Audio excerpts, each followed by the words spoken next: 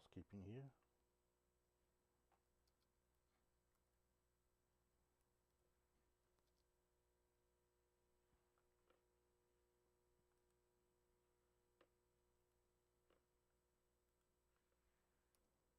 There we are. Hello, I'm Sam Tolbert. I'm from Sound of Joy Music Services. It's a company that I created back in 1992 when I lived in the Bronx, New York. I always wanted to have my own music company. Sometimes when you're not, and I use the term qualified to link up with another established company. You do the book work, you get the magazines, you go to the library, and or you invest in books that talk about the music industry. When your finances get to a certain level, you take those finances and you create your own company. So I am the CEO, founder, head was the chief cook and bottle washer for Sound of Joy Music Services. If you've been to my YouTube channel in any number of years, you will note that I have over 600 and I'm gonna say 670 videos which I placed on YouTube. As I have mentioned in my, if you read my opening statements, you'd be surprised to learn by watching my videos, I have never taken a formal piano lesson or even informal piano lesson. No one has ever sat down with me and say, this is how you form a chord, this is how you play this song, this is how you do the opening. I'm from a family of musicians. In my immediate family, there are 8 members. Out of the 8 members, there are 5 boys. Out of the 5 boys, 4 of the boys either play piano, organ, or violin, bass. We are what is known as a musical family. I'm number three in, yes, I'm number three in that group of 5 boys. I've always had a love for the sound of music. My father was a church musician. His brothers, his brothers were church musicians. My father was a Hammond organ repair tech, authorized by the Hammond Organ Company in the New York area. So I always had access to a Hammond organ he was either working on or one which he had acquired for himself. Again, no one to sit me down and show me how to use a Hammond organ. But I always had a keen sense. How you doing, Chris? And hello, Honest Piano Listeners. How you doing? I always had a keen sense for sound. I could always tell what a sound was and hum it back to myself any melody I could hear. And I did this as a child. Of course, I'd go to the piano if there was time and if I wasn't plucking, making too much noise, and try to mimic that sound. That is where I'm going to start off this conversation. What is play by ear? One must, first of all, have the ability to um, acknowledge what a sound is, not just your regular, banging noise or an actual percussive sound, but a tone. What and like when you and I got the piano right here, I don't have chordy up because this is not about chords today. This is about what is played by ear. I could hear where this note was if I found it on the piano. I would hum it to myself. And I've often said in my videos, I can't sing, but I know singing. In the sense, I can hear notes that are played, that are sung straight or flat or sharp. I can go, C. Now that I know that that's C, I can go D, E, F, G, A, B, C, C. I can hear the notes before I even touch it. So when you're learning to play by ear, you have to be able to not be tone deaf. As I say, there are people who say, well, do I have perfect pitch? I will say I am relative pitch. I know if it's low, low, low, high. I can't get that high, but I know where it is. So if I can hear it, and I know what key it's in. I'll know what range it's sitting in. Is it middle, high, or low? I hear chords. Every note in that chord I can hear. I can articulate. There's the lowest end, there's the highest end, and that they're the same note. And every note in between. That for me is hearing, number one. Because play by ear is you can't play first before you hear it. I should have made my statement what it is to hear and play, but I don't want to again infringe on someone else's copyright who does have that phrase in their business model. So I want to be able to help the musician who was like me as a youngster, whose family, because of the number of children, I said it was 8 of us, so there was no way to send anybody to a music teacher if they show the what's the word I want to use the potential to be a musician. In my household, we learned how to fix things. This is what I learned. I learned the use of tools, how to take stuff apart and how to put it back together, how to clean it, how to adjust it. This was my upbringing, which would have made it impossible for me to go to a music school when I had to help with the repairing of televisions, radios, washing machines, toasters, fans. But that did not take away from my love of being able to reproduce what I could hear. I would watch a lot of television back then when we were small. I would say 8 and 9 years old. We listened to all of the Saturday morning cartoons when we were allowed to watch TV without supervision in a sense. And I would love to be able to play those tunes, but I couldn't. I would try to remember every note I heard, and when I could get to the piano where I wasn't told to get off of it, try to find what was I hearing, and I would get frustrated because I didn't have a guide. No one to say, hey, that's in the key of C. This is the scale in the key of C.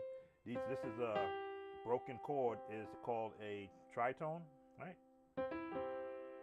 And that's a C major chord, C minor chord, C+5. I didn't have that that support, even from my brothers who were older. Again, every brother had his own method of learning how to play.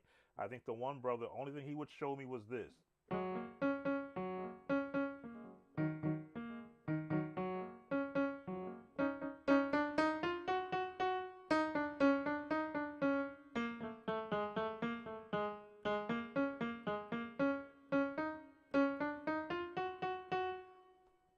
That was the only. How you doing, Junior?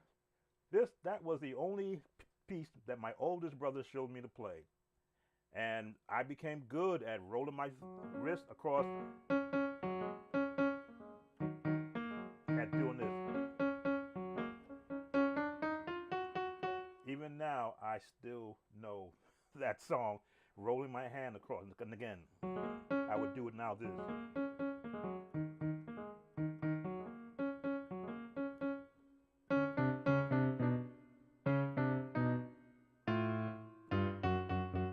Try to figure out another way around it. I would never show anyone to play like that. I would teach them this.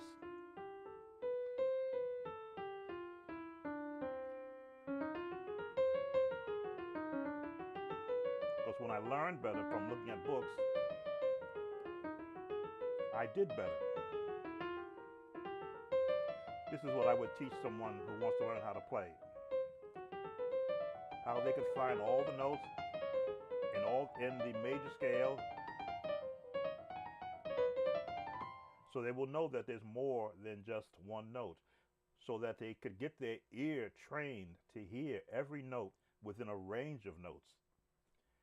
And that's what you see me doing on the internet since I didn't just start on YouTube. When YouTube became available to me, I began to take videos in the same studio here in my basement. I think when did I start doing the videos? Probably 2003. I started creating videos, and I would put them on my AOL account. And then as YouTube became available and my money got better, again, I had to take care of a household. So when I could afford to build or buy a better computer, I could buy the webcams when they became available. That's when you began to see the videos, my earlier videos that I was posting. Either I was using a webcam with a laptop when I went upstairs to another keyboard as the earlier ones, or when I got a webcam to put where I am right now to post these videos. And the quality on a lot of those were bad because I was going through the webcam speaker.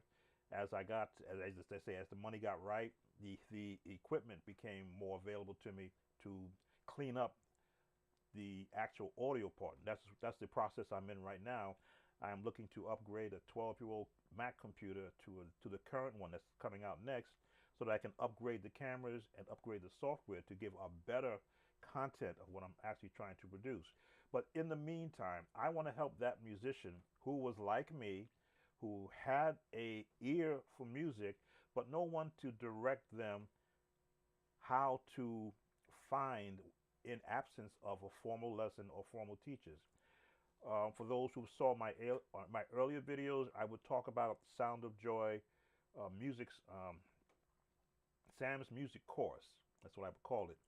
And in that course, I was offering a free course for 19 years on the internet, giving a musician all the tools that I learned to help me branch off into not just playing with my knuckles, but playing notes, playing chords, playing patterns, how to listen to a song and find what key it's in, what the melody is, what the harmony is, how to support a singer, how to support a choir.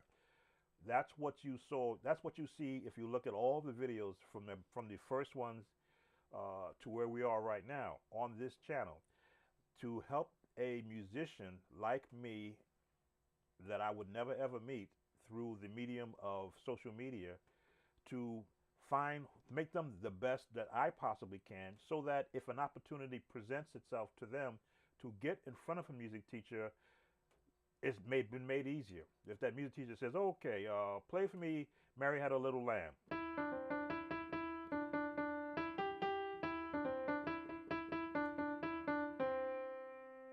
Oh, and a music teacher to someone who I would teach would go, oh, smart Alec, okay, play that in the key of E.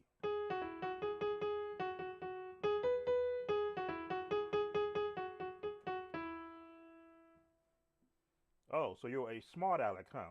Well, I'll tell you what, play that for me for the key of B major.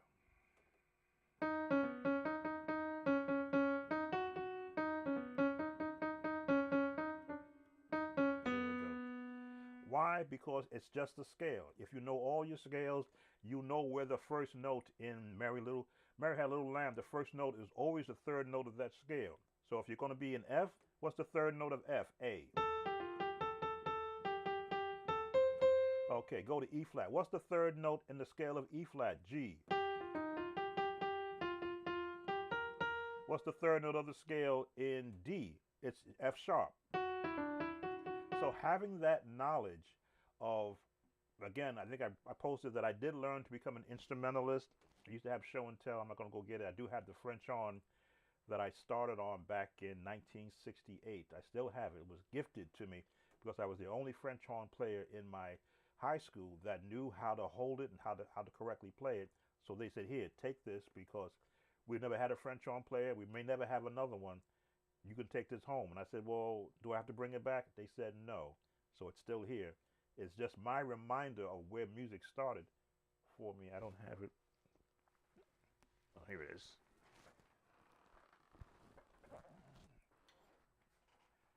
Start one, I should say that's start two. Start one was this. In public school, they grabbed a bunch of children and says, we're going to teach you how to play. At that time, it's called the flutophone. It wasn't this version. It was a very plasticky, cheap version. I was so happy because someone was teaching me music, even though it was done on this. I'm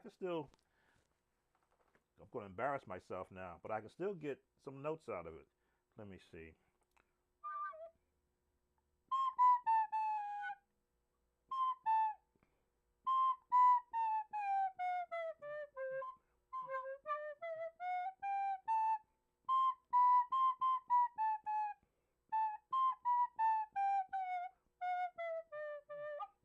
Ah.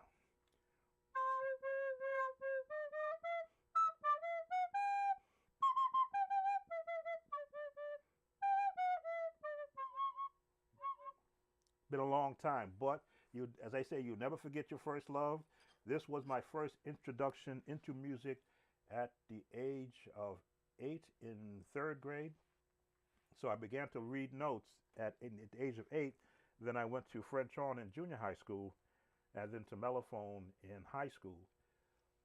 So there was a foundation laid for me, of basic notes with whatever instrument is in your hand.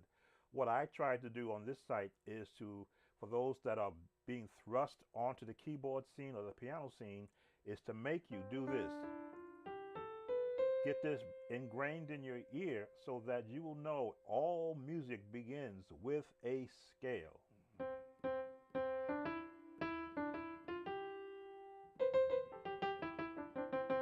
Hmm. There it is. I should know that. G, F, D, C. And everything again builds off of a scale.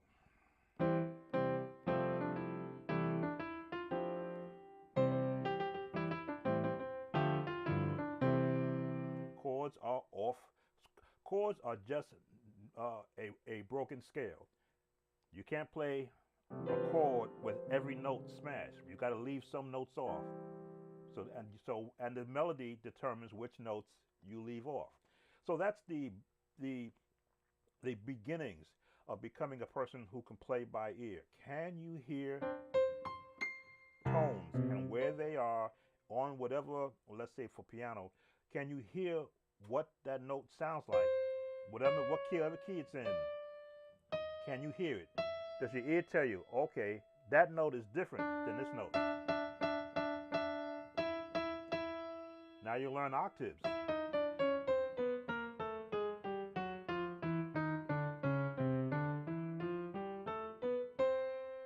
Can you hear octaves? Can you hear chords?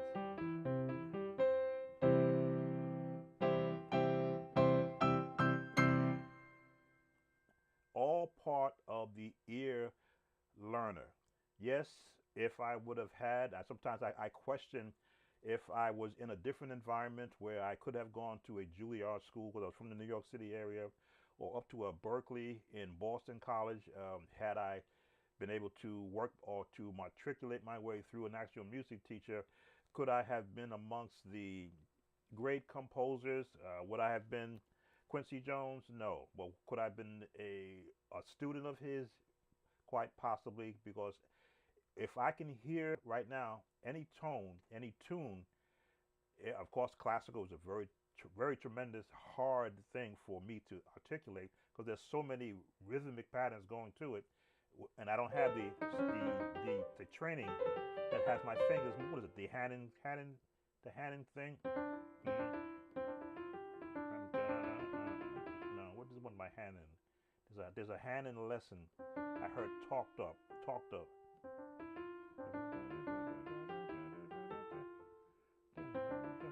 Whatever that was, if I hear it, I'm not of that genre because I was never again did not have someone sit down with me and show me all of the exercises that trained musicians go to. But in the environment where I was as a church musician, I could hear songs on. I'm not gonna go dig up any albums. Hear songs on an album, go back to the piano and go, okay, what chord am I not hearing? I'm missing a chord. I'm missing a chord. No, that's not the chord. Is that the chord? Then go back, play the album again, try to find that note, highest note, middle note, first note. Ah, that's the chord they're playing. Because it wasn't on sheet music paper for me. Now, if it was, I would have to look at it because I do have a background in reading instrumental sheet music. If it was written, and I actually did do that, I went out and I bought sheet music of gospel songs, and when I try to match them up to the album, they didn't match. And I go, I don't know what this chord they got in the book, but that's not the chord I'm hearing from the album. So I put the book aside and went back to my my biggest asset, the ability to hear a chord being played.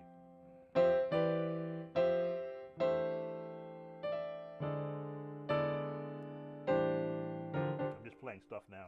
But the ear, um, and I use the term phenomenon, it's probably, oh, I'm going to throw it out there.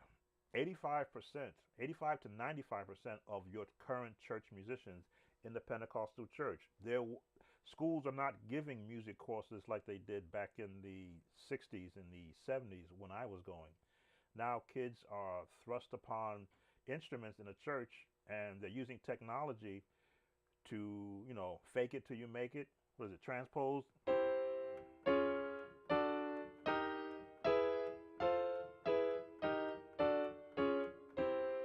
Playing the same note but pushing a button and the keys go up by themselves. Uh, am I an advocate of transpose? When I first saw the transpose feature on a Lowry organ, which my father had brought home, I thought it was cute that I could play a song in a different key, but then my hearing got messed up because if I forgot to put it back, I'm playing a C and it sounds like a D, and my hearing is gone, but that don't sound right. That don't sound right. I go, oh, the button is too high. Then I would push it back down, and I wouldn't touch it anymore, because if I'm in C, I want to know what my fingering should be for C.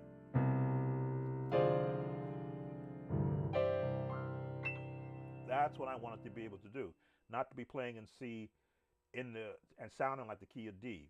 So it's a luxury for a lot of the younger musicians who don't have anyone to sit down with them and give them some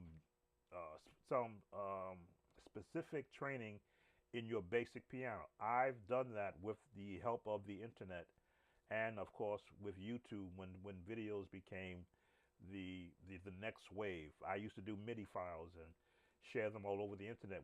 When YouTube became apparent and would allow people on, I began placing videos, as many as I could. As you see now, I place a lot of hymnal videos. I do a lot of series now because I want to help to broaden the spectrum of the average musician to say, hey, this hymn is appropriate this season. Like, I'll do the Christmas season, I'll do the Advent season. We're in now the Passion season. We're now going into the Easter season. So you'll see some songs coming out, as long as they don't affect the copyright, of after resurrection songs like Heroes. I think I'm going to do today. Crown with Many Crowns is what I'm going to do later today or tomorrow.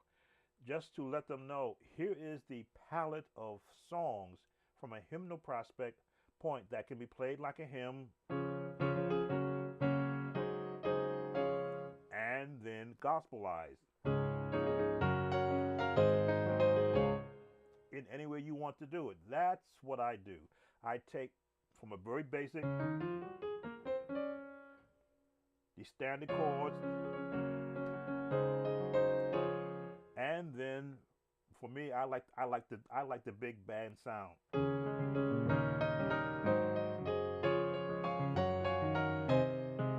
That's my background, playing an instrumentalist as part of a jazz band. So, and I played my part in a jazz band. So when you see me sit to a piano, I'm hearing every instrument around me I did when I was a instrumentalist in high school. My teacher then was a jazz musician. He was an actual trumpeter who wrote his own music. So he would write pieces for us, and he wrote a piece for the French horn section where I sat, or mellophone, because he didn't like the French horn. French horn is a F sharp instrument, and he didn't like transposing for F sharp when everybody else was either B flat or C. So I was put on the mellophone, which is an E flat instrument. In other words, E flat is its concert, C is its E flat tone. So it gave me an opportunity to hear what every other instrument was doing around me. Who was doing the melody? I was in the middle. These trombones and the saxes were here. Who was below us? Trombone. Yeah, okay. I was here in the middle. I occupied chords here. The tenor saxes were here. Soprano saxes were here, and the tuba was down here. So when I do this chord, I'm representing all the instrument sounds I would hear if I were in a jazz band setting as I was as a youngster. So every song I play emulates what a jazz band setting would be. Movement,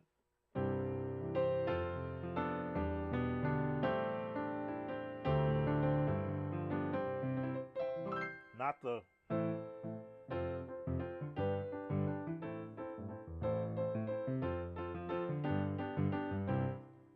again.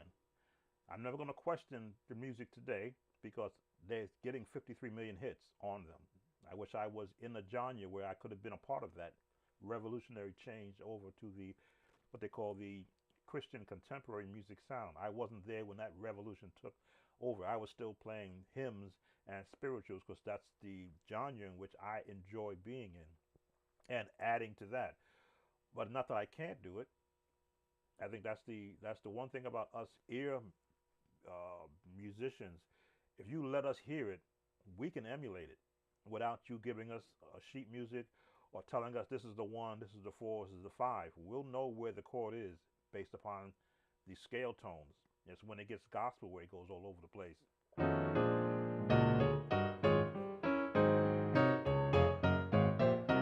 That's hard to do. But when you're an ear musician and you're giving yourself the time to articulate where the notes are located on the piano, you know this is high,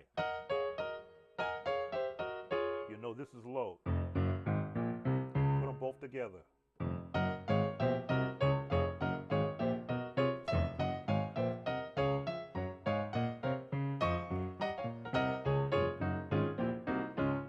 And you just put it together. You learn that piece, and then you go on to the next part of the song. After a while, you're going to find out as an ear player, every song is using the same notes. They just have them in different places. If it's a soloist song, you're going to hear that same change.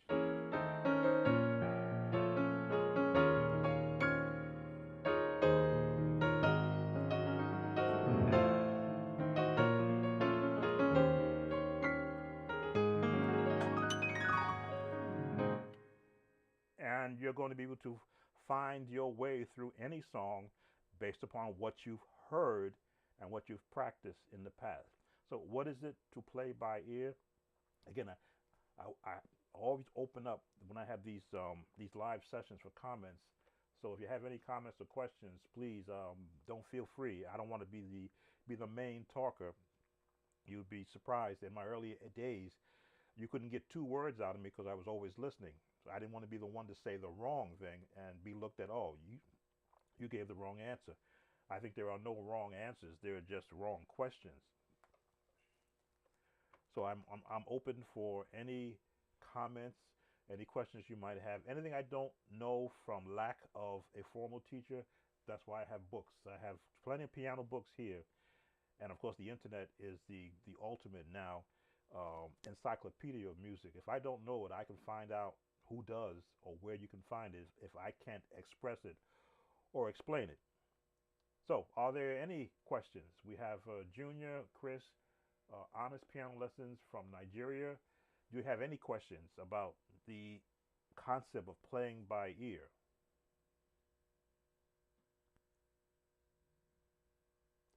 One thing you never want to have is dead air space. So while you're getting your questions together, let me go give you some of the exercises I would do as I was trying to attempting to train my ear.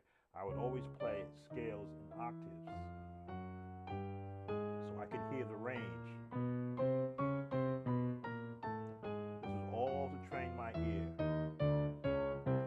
Then I take the top note off.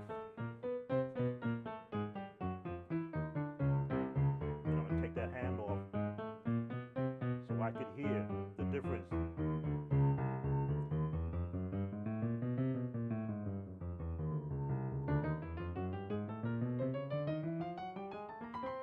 Because I wanted to hear the difference between having an octave notes being played and a single note being played. Having, I'll call this double octave notes played.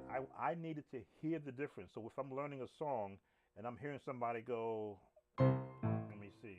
There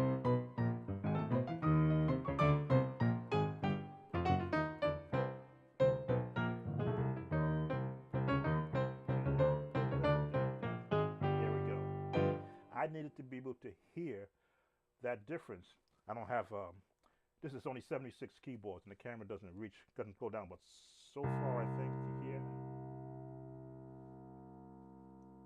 What's the view of the camera? Yeah, okay. The G, I think, is the lowest note it goes to. But I needed to be able to hear, from just a practice standpoint, what the lower notes sound like, so that if I'm listening to a song on an album, I don't play the wrong note. I've often said, you know, when you're playing, when you're the only musician playing in any kind of a venue, you have to be the horn player, the string player, and the bass player and the guitar player from a piano. So learning that touch was the other part of it.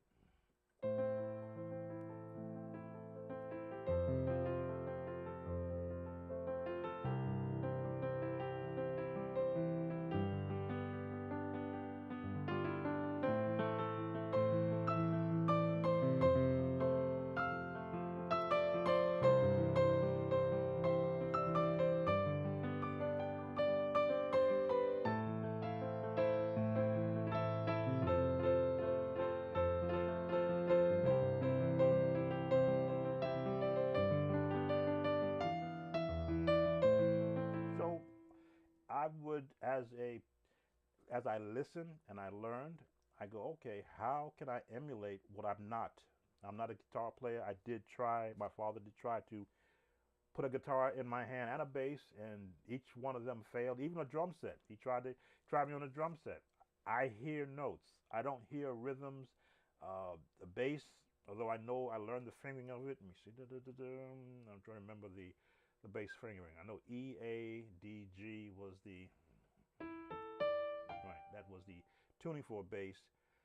So let's see. Boom, boom, dum, dum, dum, bum, dum, dum, dum, dum, dum, dum, dum, dum, dum, dum. I remember the movement of it for doing the scale.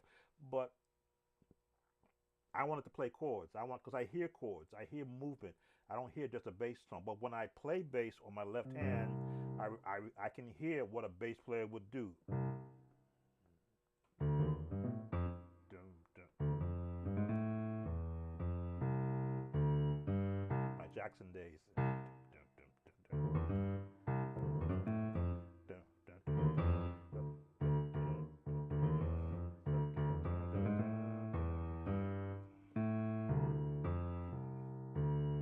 you should know this.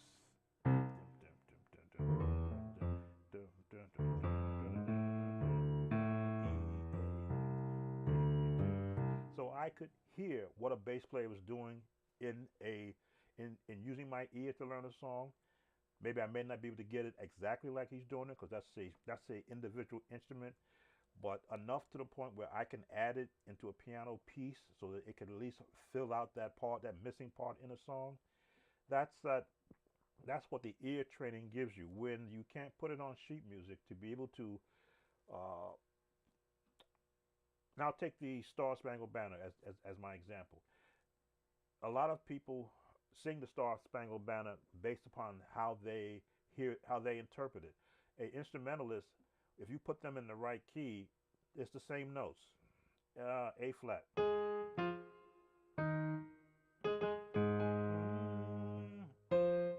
E flat. I'm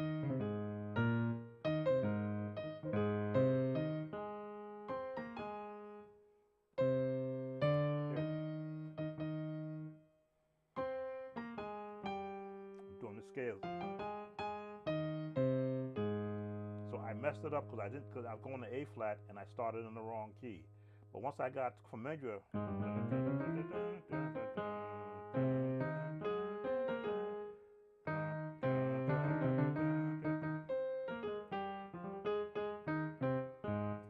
that's a Star Spangled Banner is written entirely in a scale. It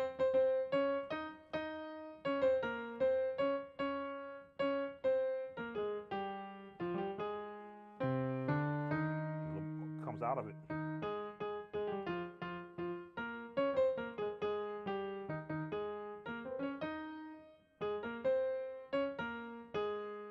Once you understand where that scale is going and understand the placement of chords, now you can go.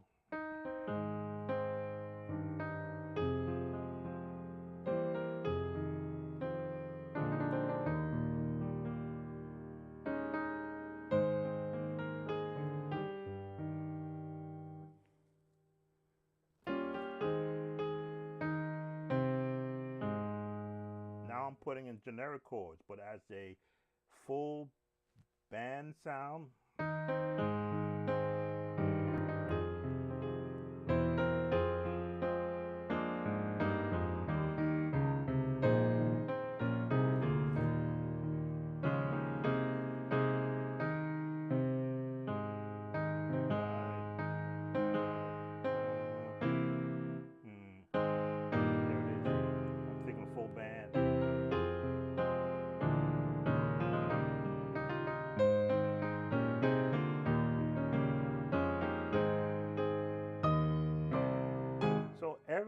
style builds off of a scale. And because I've heard so many orchestras play this, very few musicians do I ever hear play the Star Spangled Banner. I believe it was Gladys Knight sung it um, for the Super Bowl, I believe, and she had an instrumentalist there playing it for. And that felt so good for me to hear and see an instrumentalist playing behind someone singing the Star Spangled Banner. They're not trying to do it in with a cappella, especially if they're not a good singer, because that lets the pianist know that, yeah, you just sing and I'm right there with you.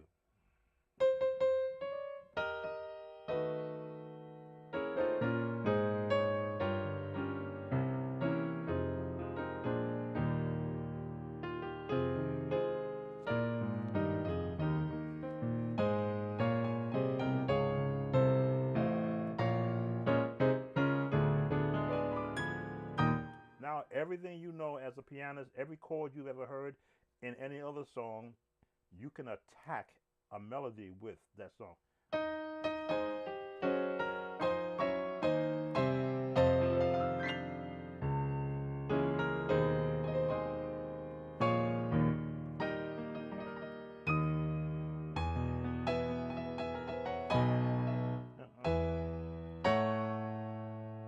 Uh,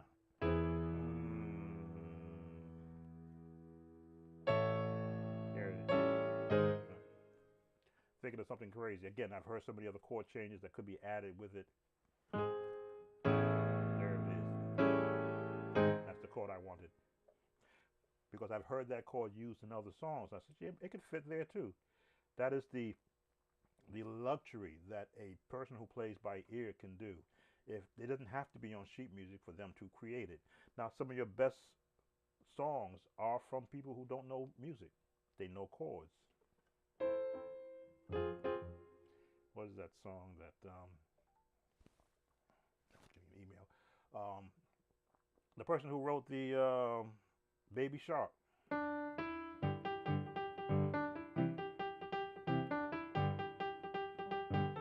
Are they not a good musician?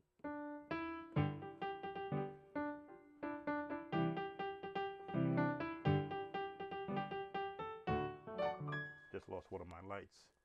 But you know, it's we sometimes get caught up with, you know, you've got to have a master's in music, and just gonna put up another light. One of them just gave up on me.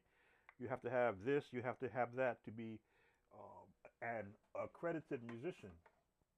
I say you just have to love music and understand what's a tone that can be used. Okay, got it now. One of my lights just went out. I always keep an extra next by. So the ear playing, it just helps me to accomplish why I'm there. If someone has me to sit down to a piano, if it's a soloist in a church, and I've had this in my early days, they did not know me. They would select a musician who they were more comfortable with to play for them because they felt that musician was looked like a musician. In my younger days, I would go into a church and I would ask for the piano because my choir was coming in to sing, and they go, "Oh, you play?" I says, "Yes, I'm a musician for this church." "Oh, okay."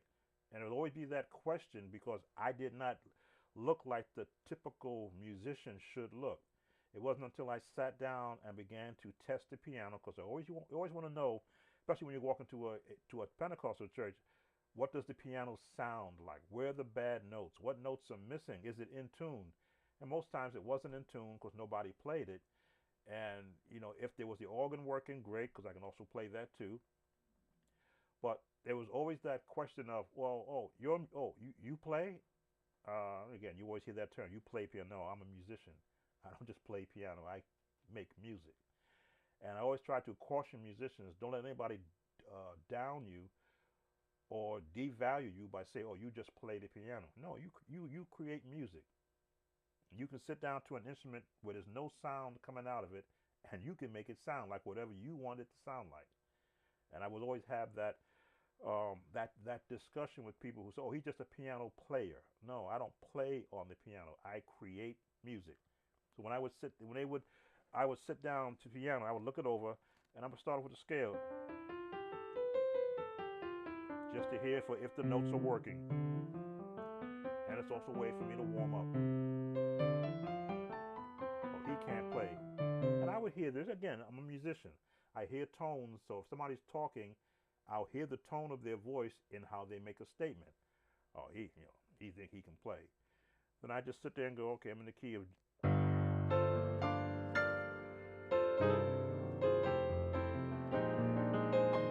All of a sudden, eyes would pop open. Hey, yo, doc. Now I'm a doctor. Now, oh, bro. Not just, oh, he just played piano, but, mom, yeah, doc.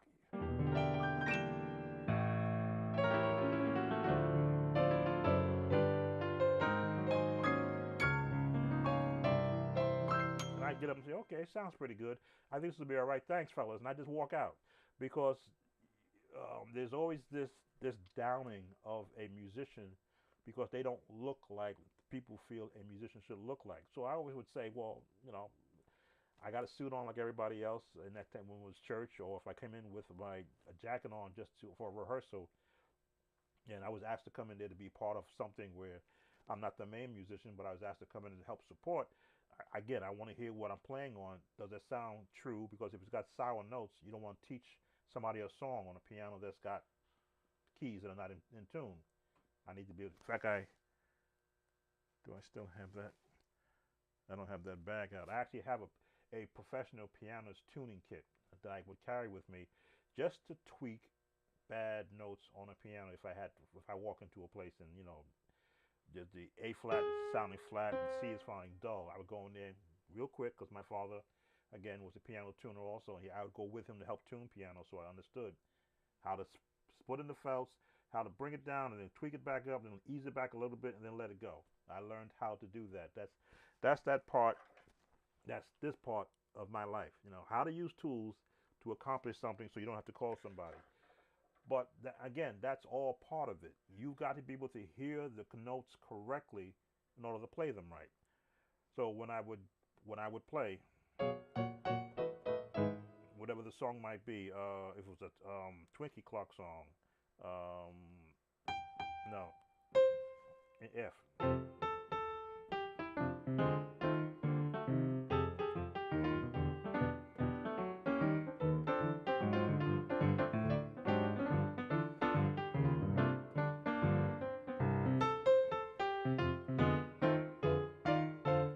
Just like she would do an organ, I could do it on the piano, mimicking the same sound but on a piano. Guys would sit there and go, "Wow, how do you do that?" I said, "That's the song. That's how it sounds on the song. That's how you can recognize the song."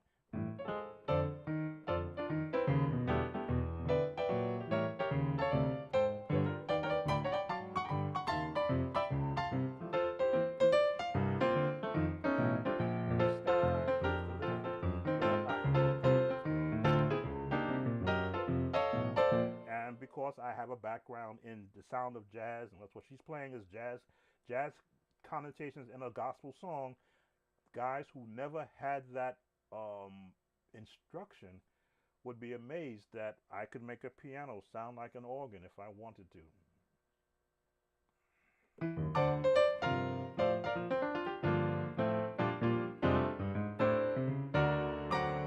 Sustain pedals.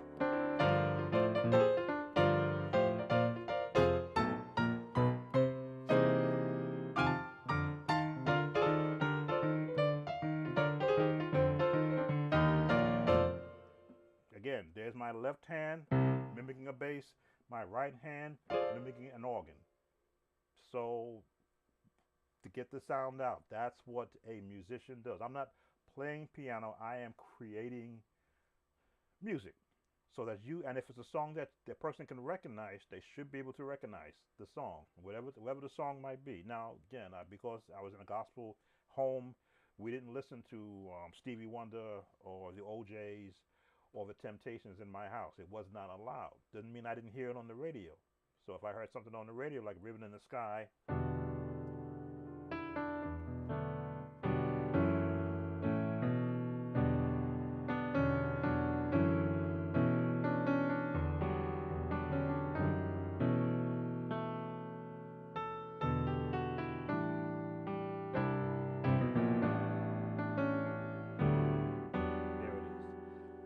could hear the bass, I could hear the chords, and I could sit there and mimic it without really having the full recording there to really to really tear it apart as an ear player. But if I just sat in the audience, you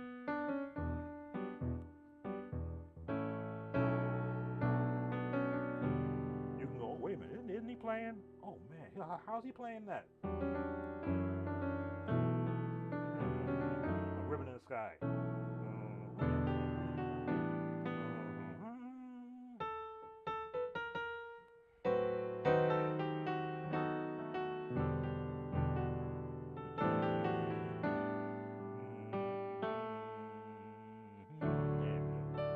So I could learn many more songs as an ear player than I could if I was determined, if I was bound to learning it off of sheet music. If the sheet music is not there, one of the worst things you could ever see is a person who can only play the song by sheet music, and the other person who wants to sing it says, "Well, lower it down a half a step," and they go, "Fine, give me the sheet music for a half a step, because I only know it from what I can see in front of me."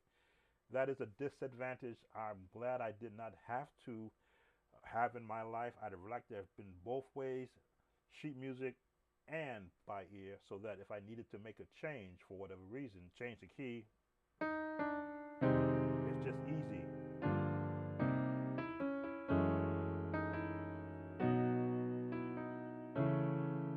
You see,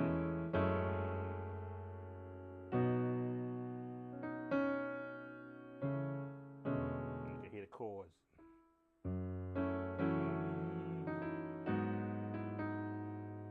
There it is.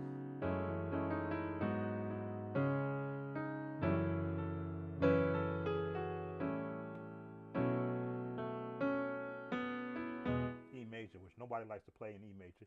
Even sometimes I struggle with it until I get comfortable, which means working the scales up and down, hearing where the notes are.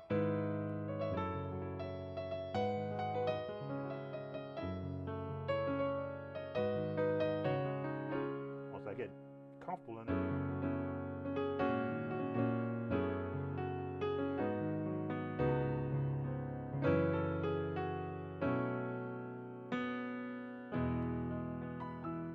once I get practice in it, as I say, scales are my way of training my ear to hear where the notes can be found in that key. Well, I've been at it now 48 minutes.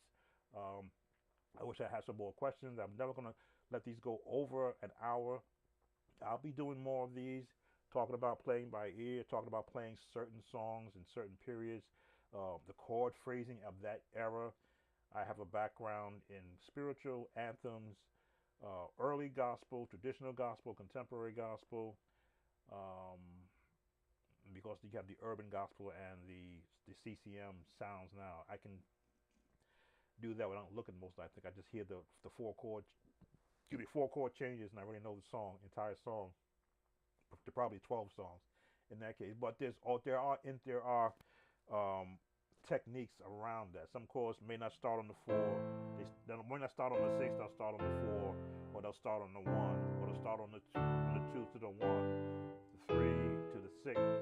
All these numbers that make it easier to teach a quick song, an easy song. I like melodies, but that's okay. That's my preference because that's the era in which I came up in. But this is the new video content that I'm adding to my stream. As you saw, attempted to add video gaming. I am going to add more of that. I'm waiting on Major League Baseball 2 to become available on my Xbox. I've already paid for the download, so you will be seeing me posting some video game content. I'm trying to reach a larger, broader audience that may not just want to be looking at music. Maybe want to see an old guy like me turning or playing a video game and having a good time, having content and talk while I'm, getting my behind beat by some 10-year-old playing the game, or I might be the one beating a 40-year-old also playing the game. Who knows? We will see. But my intent is to add more meaningful content to this channel, not just making it all about music. I do have another page called Samuel Tolbert. It doesn't have as many subscribers as this page has, but I may create additional pages in the future if I see some of the content gets the views and the likes I would hope they would get, then I would dedicate it to a certain page. So you would go to a page that has maybe just dedicated to me teaching music, and maybe move a lot of my videos that are teaching there. But that's where I am at this point in my YouTube content creator mode. If you have any questions about what I'm doing, please post your questions, post your comments. I try to answer every question and every comment that I do receive. There are some people, trolls, they say, that post stuff that don't go there. Once I see it's there, I wipe it off so you don't have to see it. But I do appreciate those who have come in, Junior, Chris, and Honest Piano Lessons from Nigeria. Thanks for coming in, spending some time with me. This video will stay up. And as I say, I may be back on tomorrow. I am going to post maybe 2 or 3 more songs for the Easter season, just to give some more what's the word I want to use? I always try to find the correct word. Examples of songs that are relative to the season of a church musician, that are not all jumpy, as they say, or doesn't have that quite CCM sound, which are hymnal based, which can be played with a different genre of styling to the melody to help make it pleasant rather, for those who hear it. Because all music is the ability to translate what you hear to an instrument that has tones in the correct place. So again, thanks for coming. Sam Tolbert, Sound of Joy Music Services, stmusician.com. We're here for you. Hope you enjoyed this presentation, and let me know how well I did with it. Take care now and be blessed. Mask up. I've had my shot already. I'm waiting on my second shot in a few weeks. All right, everybody. Take care. Be blessed.